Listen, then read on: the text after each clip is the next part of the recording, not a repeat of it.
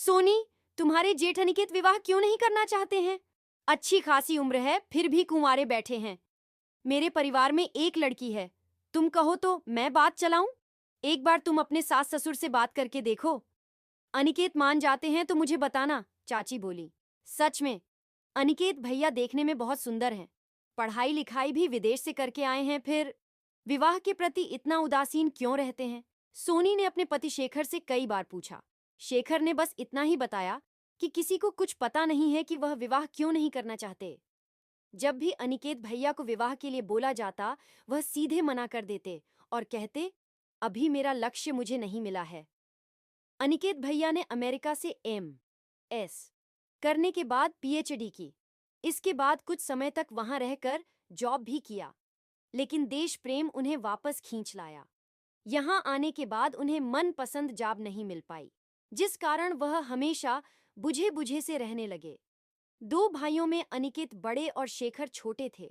माता पिता जब भी अनिकेत को बोलते कि अब तुम्हारा विवाह होना चाहिए, क्योंकि शेखर भी विवाह योग्य हो गया है, अनिकेत भैया ने साफ मना कर दिया कि मैं विवाह नहीं करूंगा, आप शेखर का विवाह कर दीजिए। माता पिता ने थक हार कर शेखर का विवाह सोनी से कर दिया। अब अनिकेत भैया को कोई भी विवाह के लिए दबाव नहीं डालता। माता पिता भी छोटे बेटा बहू से खुश रहते।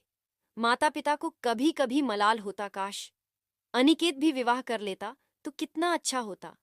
आंख मूंदने से पहले अपना हंसता खेलता संपूर्ण परिवार देख लेते। सोनी के दो जुड़वा बेटों ने जन्म लिया। घर में खुशहाली बिखरी हुई थी, लेकिन ऐसा लगता था कि अनिकेत भैया ने दुनिया से वैराग्य ले लिया है। उनकी जिंदगी में हंसी खुशी कुछ भी मायने नहीं रखती थी। अब वह अपने कमरे तक ही सीमित रहते थे। वहीं उनको खाना दे दिया जाता। न ही किसी से बात करते और न ही किसी से मिलते जुलते थे। माँ ने कई बार समझाने की कोशिश की, लेकिन पता नहीं चलता उन्हें क्या गम खाए जा रहा था।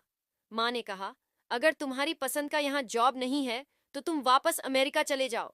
लेकिन अनिकेत भैया हाँ न कुछ नहीं बोलते, बस अपने आप में खोए रहते। एक दिन शेखर और सोनी स्कूटी से घर का सामान लाने बाजार जा रहे थे कि अचानक उनके सामने ट्रक आ गया। वह अपना बैलेंस नहीं बना पाए। उनकी स्कूटी ट्रक से टकरा गई, जहां दोनों की मृत्यु हो गई।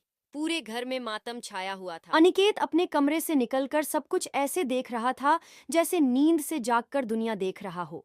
दोनों छोटे बच्चे लगातार रोए जा रहे थे, उनको संभालने वाला कोई नहीं था।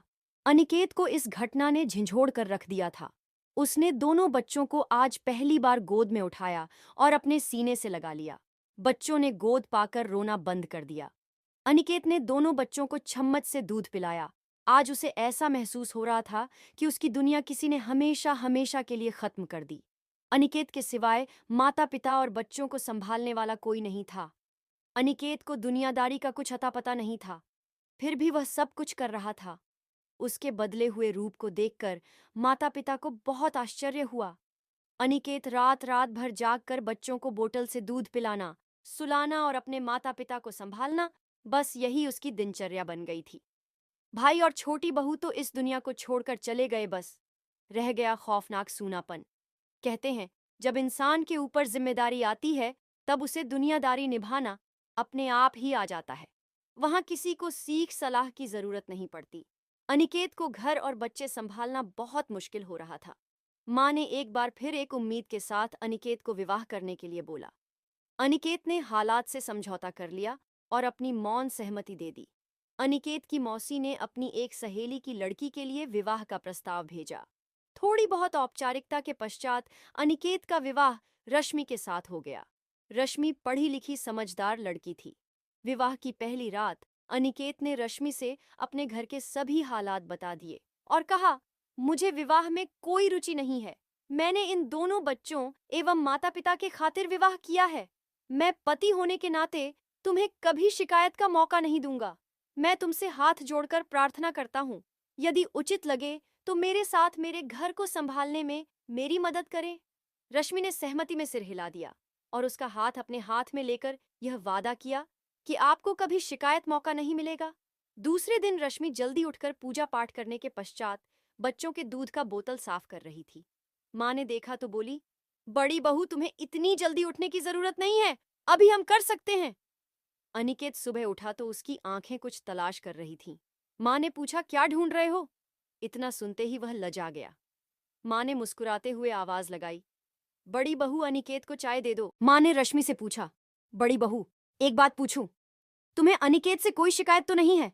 रश्मि लजाते हुए बोली, नहीं माँ, वह तो मुझे बहुत प्यार करते हैं, ख्याल भी बहुत रखते हैं। माँ दोनों के रिश्ते से आश्वस्त हो गई। रश्मि दोनों बच्चों का बहुत अच्छे से पालन पोषण कर रही थी। दोनों की पढ़ाई लिखाई एवं सभी प्रकार की ऊंच नीच की शिक्षा देती रहती थी। बच्चे स्कूल से आने के बाद एक एक बात अपनी माँ रश्मि को बताते। रश्मि भी इत्मीनान से उनकी पूरी बातें सुनती। दोनों बच्चे रश्मि को माँ और अनिकेत को पापा कहते थे।